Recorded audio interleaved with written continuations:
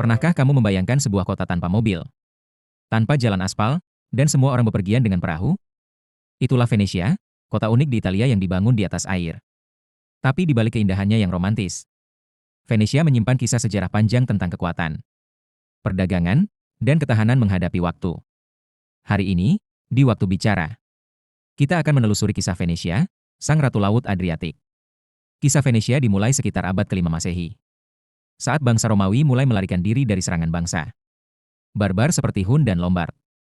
Mereka mencari perlindungan di laguna-laguna dangkal di pesisir timur laut Italia, yang dulunya hanya dihuni oleh nelayan dan petani garam. Dari tempat persembunyian itu, secara perlahan berdirilah permukiman yang kelak menjadi Venesia.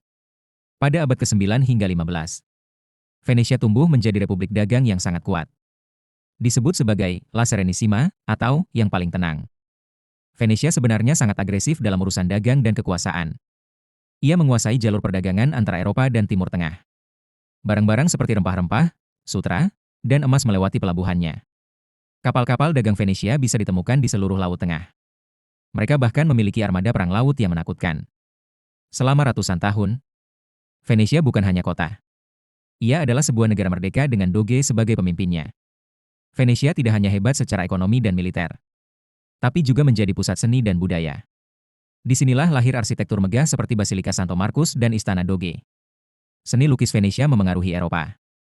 Musik, opera, dan festival topeng menjadi ciri khasnya hingga kini. Karnevale di Venezia, festival topengnya, menjadi simbol misteri dan kemewahan kota ini. Seiring datangnya jalur laut baru ke Asia lewat Samudra Atlantik, kekuasaan Venesia mulai redup. Pada tahun 1797, Napoleon Bonaparte akhirnya merebut kota ini dan mengakhiri republik Venesia yang sudah berdiri lebih dari 1000 tahun. Namun tantangan terbesar Venesia justru datang dari alam. Kota ini perlahan tenggelam. Kombinasi naiknya permukaan air laut dan penurunan tanah membuat kota ini terancam banjir permanen. Kini, Venesia adalah kota wisata yang dikunjungi jutaan orang setiap tahun. Gondola masih melaju di kanal, dan suara air masih menjadi nyanyian harian kota ini. Namun ancaman krisis iklim dan overtourism membuat masa depan Venesia penuh tanya. Akankah Venesia tetap terapung di masa depan? Atau hanya akan tinggal kenangan dalam sejarah umat manusia? Terima kasih telah menyimak cerita dari Waktu Bicara.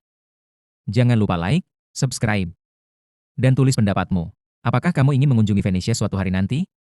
Atau bahkan membuat kota terapung seperti ini di masa depan? Sampai jumpa di cerita waktu berikutnya. Karena waktu selalu punya kisah untuk dibagikan.